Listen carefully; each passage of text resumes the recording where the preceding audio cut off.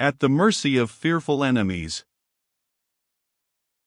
If we could have foreseen what was to happen during this trip, even Edmund, I believe, would have shrunk from undertaking it. But we all embarked upon it gladly, because we had conceived the highest expectations of the delight that it would afford us, and at the news that we were to visit mines of gold richer than any on the earth, Henry exhibited the first enthusiasm that he had shown since our departure from home. Embarked on Allah's splendid yacht, as Jack called it, and attended by her usual companions, we rapidly left the city behind, and sped away toward the purple mountains, so often seen in the distance. The voyage was a long one, but at length we drew near the foothills, and beheld the mountains towering into peaks behind. Lofty as they looked, there was no snow on their summits. We now descended where plumes of smoke had for some time attracted our attention, and found ourselves at one of the mines. It was a gold mine. The processes of extracting the ore, separating the metal, etc., were conducted with remarkable silence, but they showed a knowledge of metallurgy that would have amazed us if we had not already seen so much of the capacity of this people. Yet similarly to the scene in the library, its earth-likeness was startling. "This sort of thing is uncanny," said Jack, as we were led through the works. "It makes me creep to see them doing things just as we do them at home, except that they are so quiet about it. If everything was different from our ways, it would seem more natural." "Anyhow," I replied, "we may take it as a great compliment to ourselves, for it shows that we have found out ways of doing things which cannot be improved even in Venus." I should like to describe in detail the wonders of this mine, but I have space for only a few words about it. It was, Edmund learned, the richest on the planet, and was the exclusive property of the government, furnishing the larger part of its revenues, which were not comparable with those of a great terrestrial nation because of the absence of all the expenditures required by war. No fleets and no armies existed here, and no tariffs were needed where commerce was free. This great mine was the Lorium of Venus. The display of gold in the vaults connected with it exceeded 100-fold all that the most imaginative historian has ever written of the treasures of Montezuma and Atahualpa. Henry's eyes fairly shone as he gazed upon it, and he could not help saying to Edmund, "You might have had riches equal to this if you had stayed at home and developed your discovery." Edmund contemptuously shrugged his shoulders, and turned away without a word. We were afterwards conducted to a silver mine, which we also inspected, and finally to a lead mine in another part of the hills. This was in reality the goal at which Edmund had been aiming, for he had told us that uranium was sometimes found in association with lead. Our joy was very great when, after a long inspection, he informed us that he had discovered uranium, and that it now remained only to submit it to certain operations in a laboratory in order to prepare the substance that was to give renewed life to those Lilliputian monsters in the car, which fed upon men's breath and begat power illimitable. "I must now contrive," said Edmund, "to get admission to the laboratory connected with the mine, and to do my work without letting them suspect what I am about." He managed it somehow, as he managed all things that he undertook, and within 48 hours after our arrival he was hard at work, evidently exciting the admiration of the native chemists by the knowledge and skill which he displayed. At first they crowded around him so that he was hampered in his efforts to conceal the real object of his labors, but at last they left him comparatively alone, and I could see by his expression whenever I visited the laboratory that things were going to his liking. But the work was long and delicate. Edmund had to fabricate secretly some of the chemical apparatus he needed, destroying it as fast as it served its purpose, so that weeks of time rolled by before he had what he called the thimbleful of omnipotence that was to make us masters of our fate. As fast as he produced it he put it in a metal box, shaped like a snuff-box, and covertly he showed it to us. It consisted of brilliant black grains, finer than millet seeds.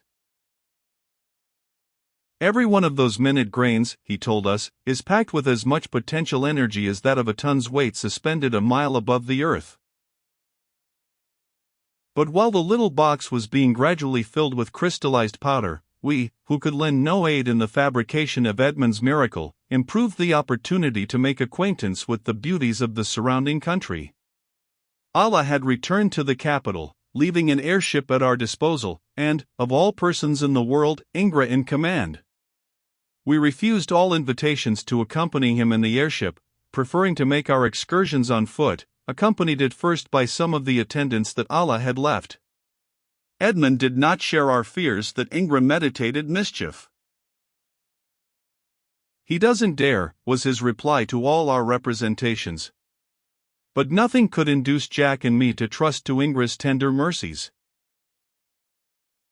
Among the favorite spots which we had found to visit in the neighborhood of the mine was a little knoll crowned with a group of the most beautiful trees that I ever saw, and washed at its base by a brook of exquisitely transparent water which tinkled over a bed of white and clear yellow pebbles, sparkling like jewels.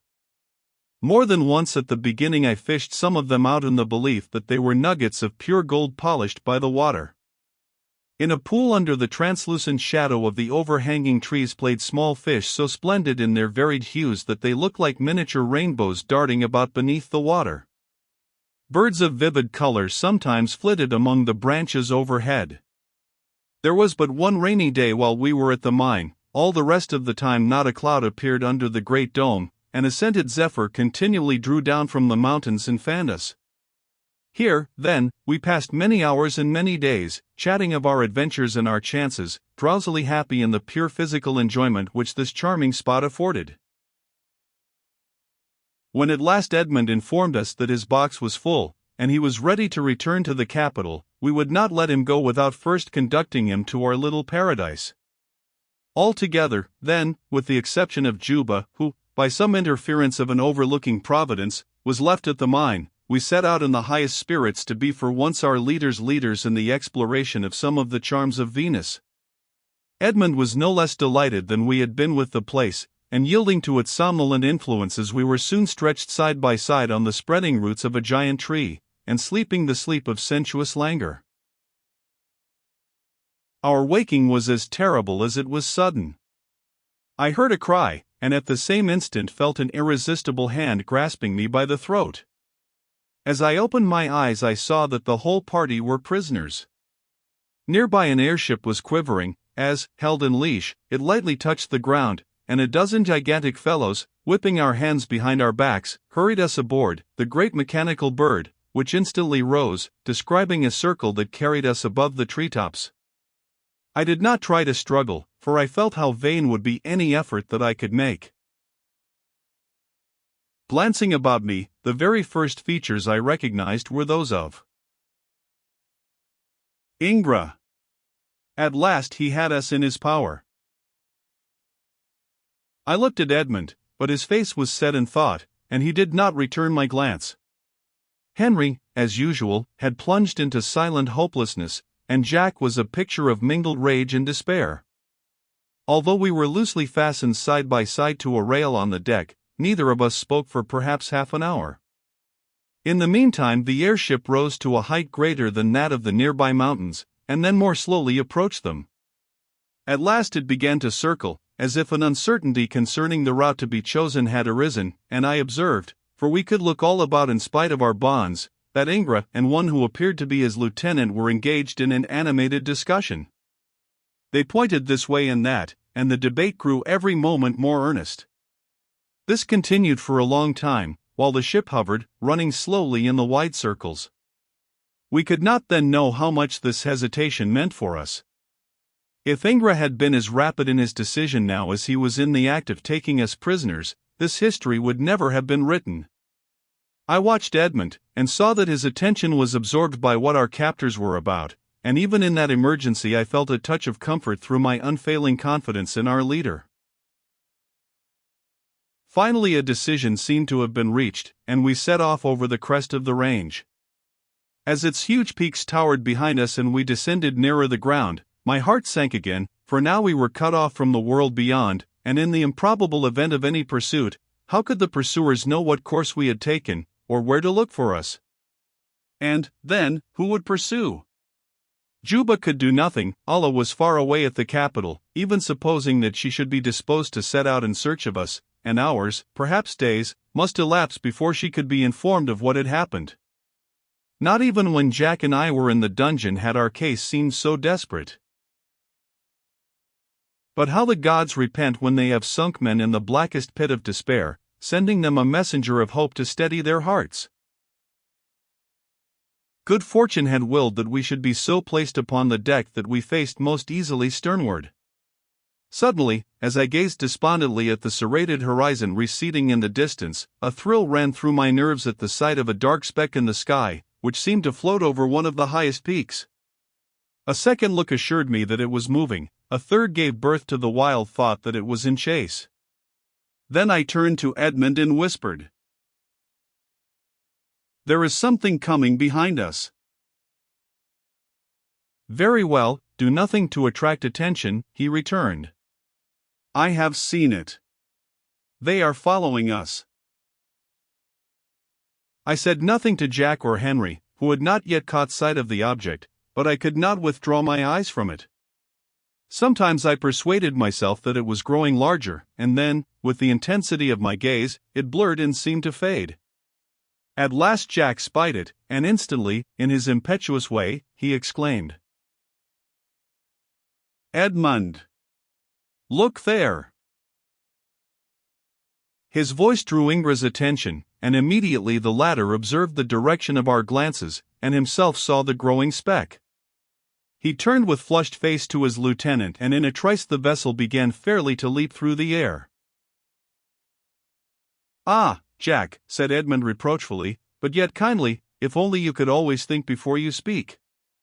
It is certain from Ingra's alarm that we are pursued by somebody whom he does not wish to meet. Most likely it is the Queen, although it seems impossible that she could so quickly have learned of our mishap. Peter and I have been watching that object, which is unquestionably an airship, in silence for the last 20 minutes, during which it has perceptibly gained upon us. But for your lack of caution it might have come within winning distance before it was discovered by Ingra, but now." The rebuke was deserved, perhaps, but yet I wished that Edmund had not given it, so painful was the impression that it made upon Jack's generous heart.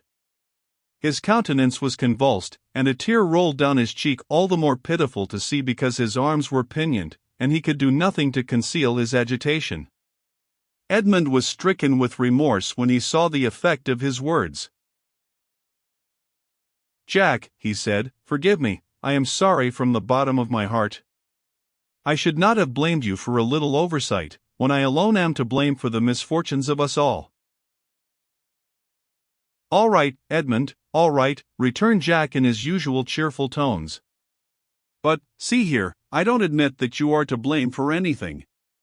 We're all in this boat together and hanged if we won't get out of it together, too, and you'll be the man to fetch us out." Edmund smiled sadly, and shook his head.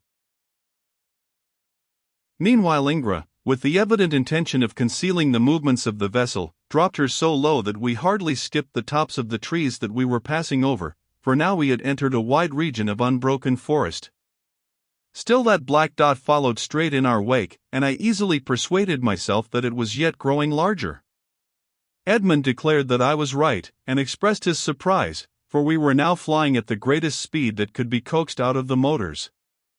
Suddenly a shocking thought crossed my mind. I tried to banish it, fearing that Ingra might read it in my eyes, and act upon it. Suppose that he should hurl us overboard? It was in his power to do so, and it seemed a quick and final solution. But he showed no intention to do anything of the kind. He may have had good reasons for refraining, but, at the time I could only ascribe his failure to take a summary way out of his difficulty to a protecting hand which guarded us even in this extremity. On we rushed through the humming air, and still the pursuing speck chased us. And minute by minute it became more distinct against the background of the great cloud dome. Presently Edmund called our attention to something ahead. "There," he said, "is Ingra's hope and our despair." I turned my head and saw that in front the sky was very dark. Vast clouds seemed to be rolling up and obscuring the dome. Already there was a twilight gloom gathering about us. "This," said Edmund, "is apparently the edge of what we may call the temperate zone, which must be very narrow, surrounding in a circle the great central region that lies under the almost vertical sun. The clouds ahead indicate the location of a belt of contending air currents, resembling that which we crossed after floating out of the Crystal Mountains. Having entered them, we shall be behind a curtain where our enemy can work his will with us." Was it knowledge of this fact which had restrained Ingra from throwing us overboard? Was he meditating for us a more dreadful fate? It was, indeed, a land of shadow which we now began to enter, and we could see that ahead of us the general inclination of the ground was downward. I eagerly glanced back to see if the pursuers were yet in sight. Yes. There was the speck, grown so large now that there could be no doubt that it was an airship, driven at its highest speed. But we had entered so far under the curtain that the greater part of the dome was concealed, the inky clouds hanging like a penthouse roof far behind. We could plainly perceive the chasers, but could they see us? I tried to hope that they could, but reason was against it. Still, they were evidently holding the course. But even this hope faded when Ingra cunningly changed our course, turning abruptly to the left in the gloom. He knew, then, that we were invisible to the pursuers. But not content with one change, he doubled like a hunted fox. We watched for the effect of these maneuvers upon those behind us, and to our intense disappointment, though not to our surprise, we saw that they were continuing straight ahead. They surely could not have seen us, and even if they anticipated Ingra's ruse, how could they baffle it, and find our track again? At last the spreading darkness swallowed up the arc of illuminated sky behind, and then we were alone in the gloom. This, you will understand, was not the deep night of the other side of the planet, it was rather a dusky twilight, and as our eyes became accustomed to it, we could begin to discern something of the character of our surroundings. We flew within 100 yards of the ground, which appeared to be perfectly flat, and soon we were convinced by the pitchy black patches which frequently interrupted the continuity of the umbrageous surface beneath, that it was sprinkled with small bodies of water, in short, a gigantic dismal swamp, or everglade. I need hardly say that it was Edmund who first drew this inference, and when its full meaning burst upon my mind I shuddered at the hellish design which Ingra evidently entertained. Plainly, he meant to throw us into the morass, either to drown in the foul water, whose miasma now assailed our nostrils, or to starve amidst the fens. But his real intention, as you will perceive in a little while, was yet more diabolical. The bird ship stooped lower, just skimming the tops of strange trees, the most horrible vegetable forms that I have ever beheld. And then, without warning, we were seized and pushed overboard, while the vessel, making a broad swoop, quickly disappeared. Henry alone uttered a loud cry as we fell. We crashed through the clammy branches and landed close together in a swamp. Fortunately, the water was not deep, and we were able to struggle upon our feet and make our way to a comparatively dry open place, perhaps half an acre in extent. No sooner were we all safe on the land than I noticed Edmund struggling violently, and then he exclaimed, "Here, quick! Hold a hand here." As he spoke he backed up to me. "Take a match from this box which I have twisted out of my pocket, and while I hold the box, scratch it, and hold the flame against the bonds around my wrists." I managed to get out a match, and scratched it. But the match broke. Edmund, with the skill of a prestidigitator, got out another match, and pushed it into my fingers. It failed again. "It's got to be done," he said. "Here, Jack, you try." Again he extracted a match, as Jack backed up in my place. Whether his hands happened to be less tightly bound, or whether luck favored him, Jack, on a second attempt, succeeded in illuminating a match. "Don't lose it," urged Edmund, as the light flashed out. "Burn the cord." Jack tried. The smell of burning flesh arose, but Edmund did not wince. In a few seconds the match went out. Another, said Edmund, and the operation was repeated. A dozen separate attempts of this kind had been made, and I believe that I felt the pain inflicted by them more than Edmund did, when, making a tremendous effort, he burst the charred cord. His hands and wrists must have been fearfully burned, but he paid no attention to that. In a flash he had out his knife and cut us all loose. It was a mercy that they had not noticed the flame of the matches from the airship, for if they had, unquestionably Ingra would have returned and made an end of us. After our release we stood a few moments in silence, awaiting our leader's next move. Presently a sonorous sign startled us, followed by a sticky, tramping sound. "In God's name, what's that?" exclaimed Jack. Illustration: it curled itself over the edge of the hovering airship and drew it down. "We'll see," said Edmund quietly, and threw open his pocket lantern.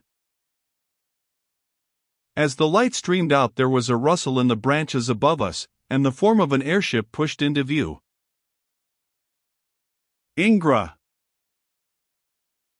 No, it was not Ingra. Thank God, there was the bushy head of Juba visible on the deck as the ship drifted over us. And near him stood Allah and a half-dozen attendants. As one man we shouted, but the sound had not ceased to echo when, out of the horrible tangle about us, rose, with a swift, sinuous motion, a monstrous anaconda-like arm, flesh-pink in the electric beam, but covered with spike-edged spiracles. It curled itself over the edge of the hovering airship and drew it down.